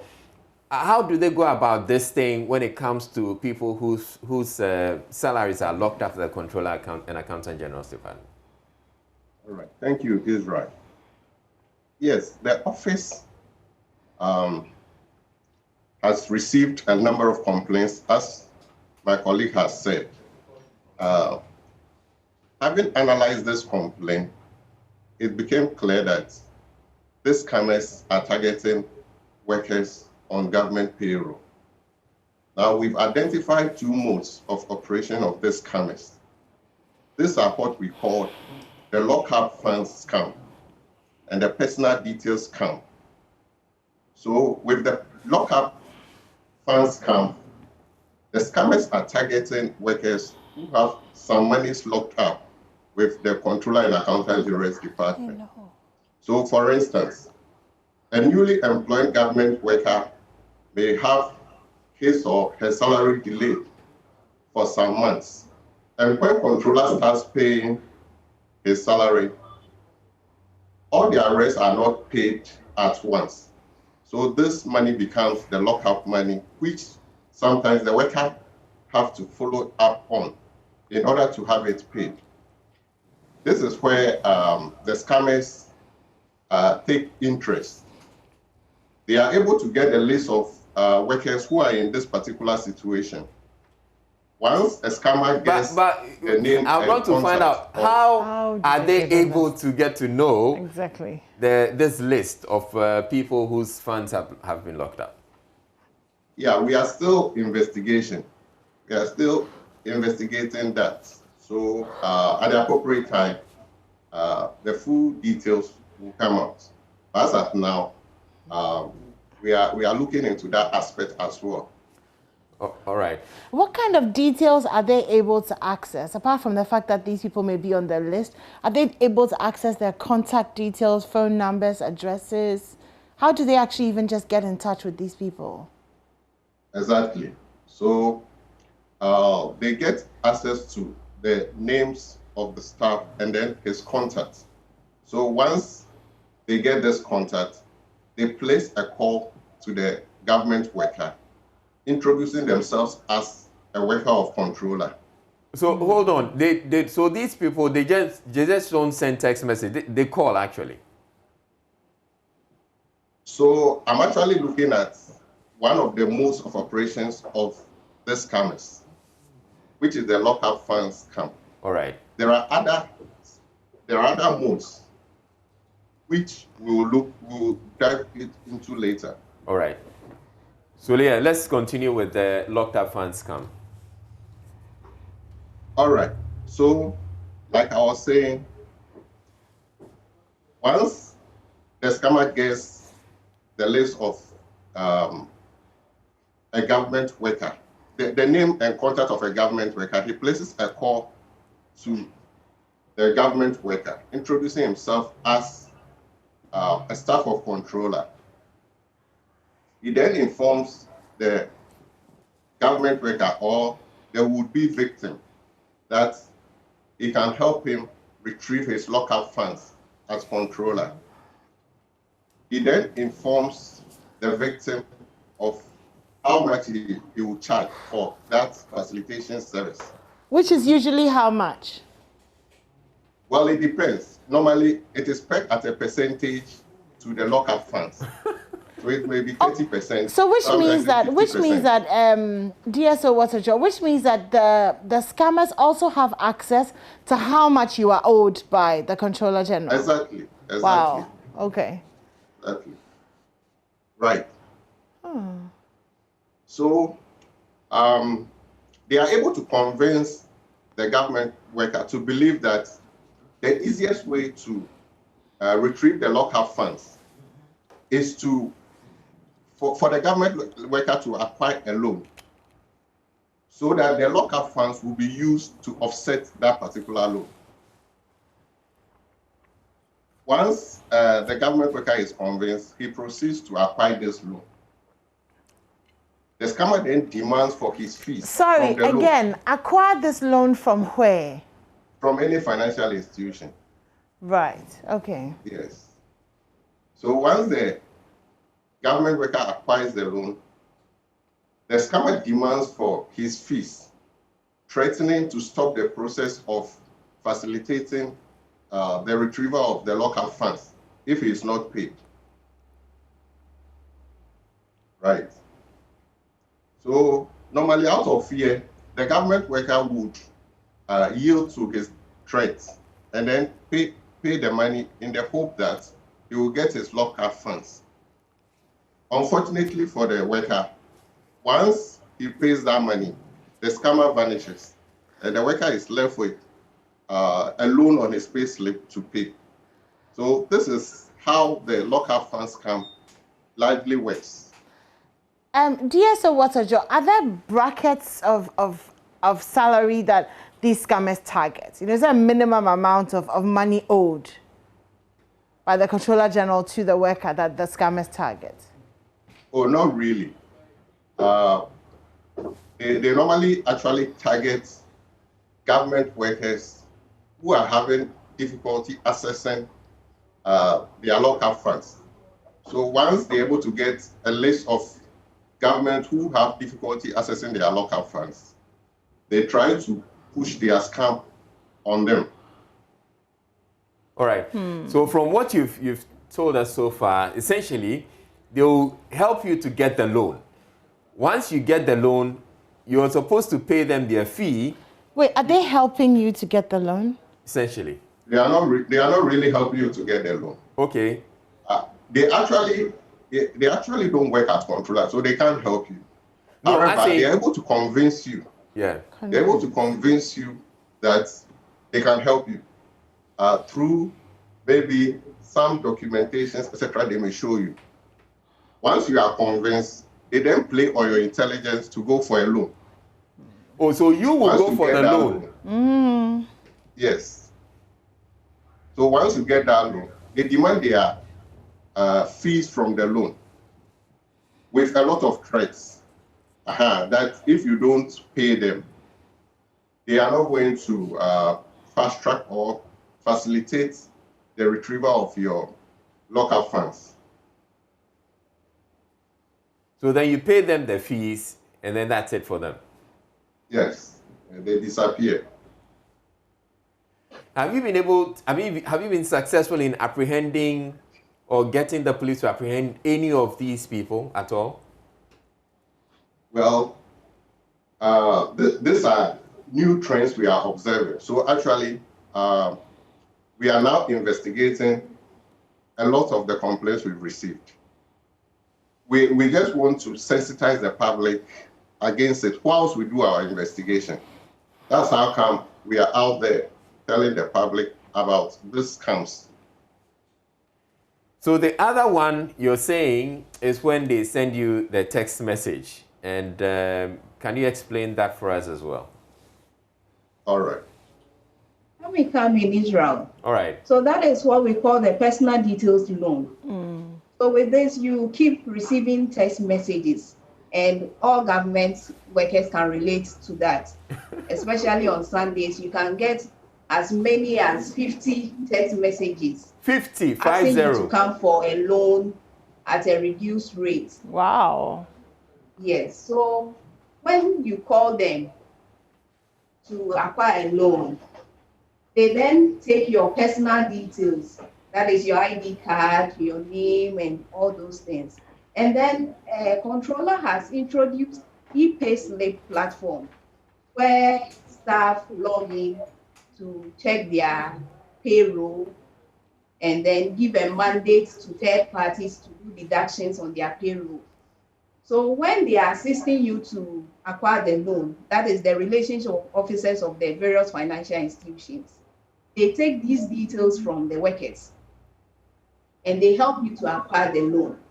But after you have acquired the loan, your personal details are still with them. And then your login password and login details on the e-payslip platform is also with them.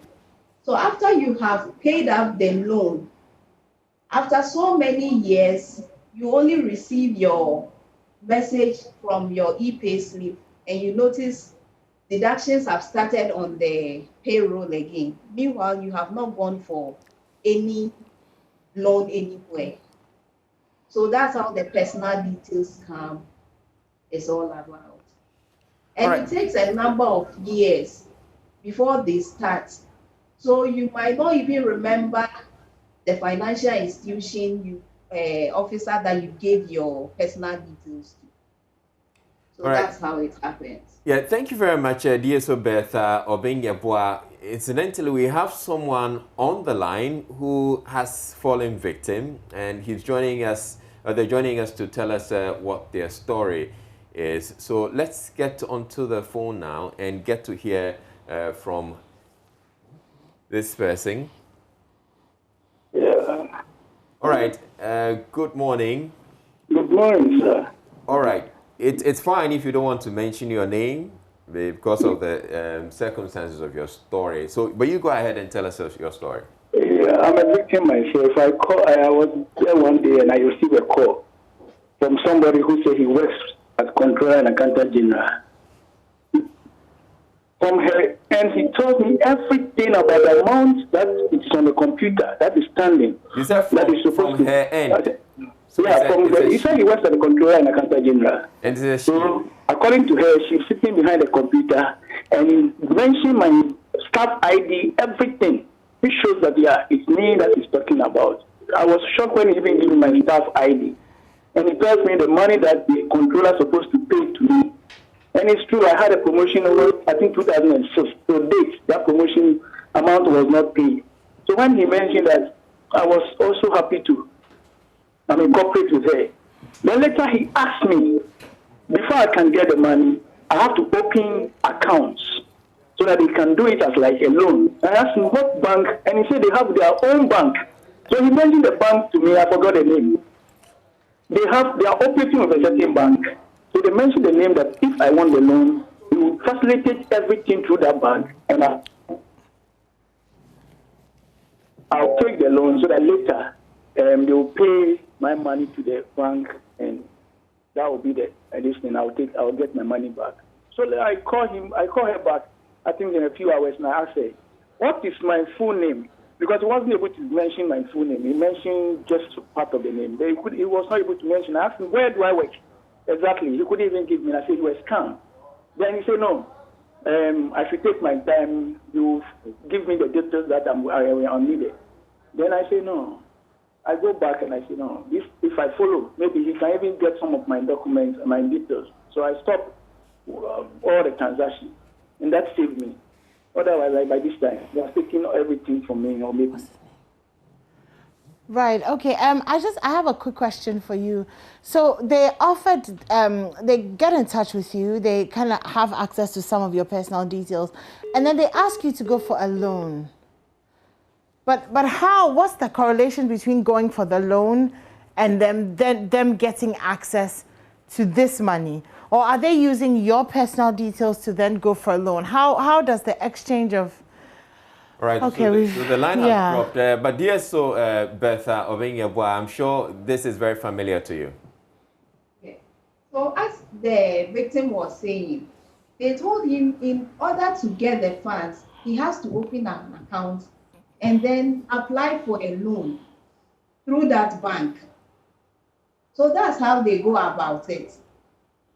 So do they take the loan? Do they take the money that's coming from the bank? Yes, they do, because they make you to believe that the locked up sum will be used to offset the loan. You get how the whole thing works. Yes. So they are telling you the loan amount you are going. So they make you apply for a loan that commensurates with the amount you have locked up at the Controller General's Department. And then they intercept the money? Yes. Right, okay. Do they actually intercept the money because it's supposed to go into your bank account? Not really, they don't. So what happened is that their interest is in the fees they charge you. But they're able to convince you to the point that you believe them. So once you acquire a loan, they then take their fee they've charged you, let's say 20% of the lockup funds. Once they get that money, they vanish. So really, they can't help you with your lockup money. And now you have a loan. They're on the information they've gotten on you, and they are using it to their advantage. So imagine one day somebody calls you and then gives you maybe half of your details are controller. The possibility of you believing the person is a bit high. Yeah. You know, they've mastered their craft such that they're able to actually convince government workers. So once they're able to convince you like that, you are likely to part with some money when the loan comes, because they are only making you acquire the loan for purposes of getting some of the loan. So they don't really intercept the loan. All right. Okay. So what's your advice to government workers and people, salaried workers who tend to get some of these calls and text messages? We would advise all government workers to go to financial institutions that are credible. And then frequently they should change their login details on the e-payslip platform. With the advent of hackers all over, even if you don't give your details to anyone, they can still hack into the system and get your details. So government workers are advised to change their passwords, their login details frequently. And then they should also contact their institutions when it comes to applying for loans, their finance or accounts departments, to assist them in acquiring loans, since those departments are safer compared to getting third parties in assisting them to acquire loans. Okay, so to add to that, there is what we call do it yourself. So what it means is that if you want to acquire a loan, if you have lockup funds with controller that you need to access, make sure you do it yourself. Don't involve third parties, because the involvement of third parties is where the scam comes in. I will also add that at no point should any government worker give out his personal details. That is the staff ID number and then the e-payslip password. With these two, anybody can enter your system and then apply for a loan, and all you will realize is that there are deductions on your payslip which you have no idea about. So at every point, if you are applying for a loan and then the agent requires some documents, open the platform yourself or open the portal yourself and print whatever documents the agent wants for him. Don't give your password details to him. Actually, most government workers are fan of that. I don't know whether it's because of, should I use the word laziness? They are so quick to hand over their password details to third parties to do everything for them to have their loan. But once they get that password, it is with them, and it can end up in the wrong hands for purposes of defrauding you in future. So this is what I would want to add. All right. All right. So thank you very much for enlightening the public. But I would want to say that whilst you're going after these loan scammers, I hope your investigations also will look at the people, some persons at the Controller and Accountant General who may be conniving with these people. There are also banks involved, as you've mentioned, and whichever institution may be aiding or conniving and helping these scammers as they go about their way. But thank you to you both for making time to speak with us, and you enjoy your yes. Yes, if I may add this. All right. Any victim of any loan scam should kindly report to our office. Okay. And these are our details. We have the Yoko Ghana 2020@gmail.com. Should the person send an email to that email address, the person will be contacted. Then our numbers are 0302 634363. I repeat, 0302 634363. Okay. The person can also send us a WhatsApp message on 0579 70 906 0579 70 9066. Or the person, of course, can equally visit our office or any of our offices across the country. Thank you. All right. Okay. So thank you to you both, Thomas Wotojo and Bertha Obing. Yeah, when the numbers are on your screens right now, for the numbers you can reach Yoko on 030-263-4363. 030-263-4363. We'll get to you the WhatsApp number a little later, but thank you very much.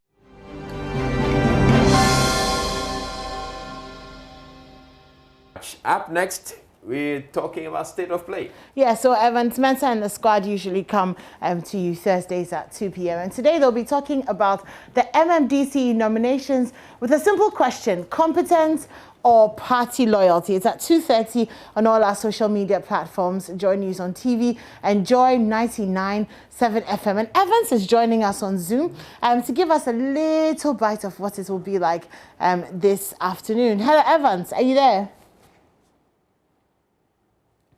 Evans. Can you help me? Can you hear me anymore? Yeah, we can hear you, Evans. Good morning. Good morning. How are you? I'm very well. So, loyalty or party? No, what was it? Something or party loyalty? Yeah. So it's competence.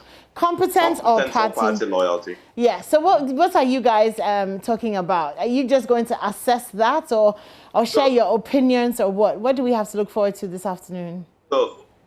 So you know, on State of Play, we we say we go politically incorrect. And so you have to make a decision between whether these nominations have been made based on the competence of the people, the names that we've heard, or it's been based on party loyalty. And we'll have to justify what our conclusions are. And as always, it's not going to be an easy choice between the two, because whichever one you choose, depending on where you stand on the political divide, you'll be pretty upset by it. I mean, or you'll be excited by it. But we really don't care about whose horse is God, as is said, and because that's what state of place, and we are going to allow the audiences. And what we tend to see is that a lot of the political party supporters and foot soldiers join us via Zoom, and they take us on. It is a brutal exchange of words sometimes. You see, on your show AM, you can't do much of these because you can't do any of these actually. When your callers join you, sometimes when it's rare, they say stuff to you that you want to say stuff to them back, but you can't say it because you have to be politically correct. Yeah, well, this one you get to be politically incorrect. Yes, and on State of Play, we go all out. We say you get the response you deserve, and so we're expecting for it to be saying. We've seen the riots across the country. We are going to call it by what it is, and call those who made this made this what it is by what it is, also on State of Play at 2:30. Well, we look forward to watching the headmasters, Evans Mensah, Winston Amwa, and Raymond Aqua, be political. Even when you guys are politically correct, matter day, much more you're being politically incorrect. But we look forward to that. It's today at 2:30 p.m. on all our social media platforms. Competence or party loyalty? That's this afternoon. But Evans, I want to find out. You say that you get the response you deserve if the person insults you. Oh yeah, why don't tell about?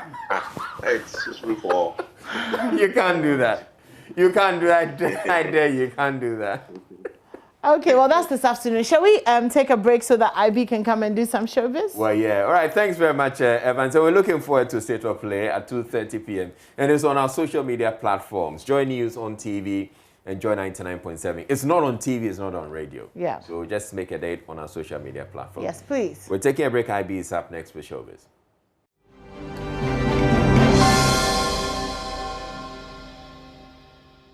Now let's come back home, and Prior Tatia is saying that Prior is still a trial. They have not gone defunct. All of you who were thinking when the trial came back, they've gone defunct again. He says no. The only thing is Eugene is taking a break to go to school. They're having a tour. It's going to be the two of them. But when Eugene is done with school, he is going to join Prior. Are you still at trial? Yes, I can say yes and I can say no, because for now, the two of us are representing the group. The third guy is taking some short leave to go to school, I heard. So I think after school, he might come back. But for now, the group is still intact. The two of us are still doing what the group, champion what the group needs to be doing. Okay, yeah. So the misconception out there is not true that Brian has gone defunct again. It is not true? No, it's not. It's not. It's not. As a matter of fact, we actually have a tour in UK coming up just in 2 weeks. So yes, so you're going to be seeing a lot from us. And it's going to be the three of you? It's going to be the two of us, but because I told you, he's in school. He's taking time off to go to school, but I think after school he's going to join the group back again. Yeah. And we're just waiting for him to finish school, complete school, and then we'll have a full trial again. But for now, it's going to be a duo. It doesn't mean that the group is gone defunct. No, it's not gone defunct. And he also goes on to tell us the secret, something that we all didn't know. Did you ever know that he was part of Things We Do for Love, not as a cast, but as a crew? And he also says there's something in the bag with him and movies coming up, but at the correct time, he's going to let the cat out of the bag. How do you see the movie industry? Well, I think it is no secret that for some time now the movie industry has suffered. I mean, it's everywhere, coronavirus and a couple of happenings here and there. It's not making the industry get to where it has to get. But I think this festival is a step in the right direction. They've been doing quite a lot for the movie industry, and they've been trying all their best to make sure the industry gets to where it has to get to. So I would say we're getting there. Any interest for movies? you yourself for acting? Yes, many of you don't know, I've been into production for many years before even I got into music. I was working with Advantage Production, Things to Do for Love. I was a production assistant on Things to Do for Love. So he was a production assistant on Things We Do for Love. And at the right time, he's going to let the cat out of the bag. And that is all time is going to permit us here on Showbiz on the AM show.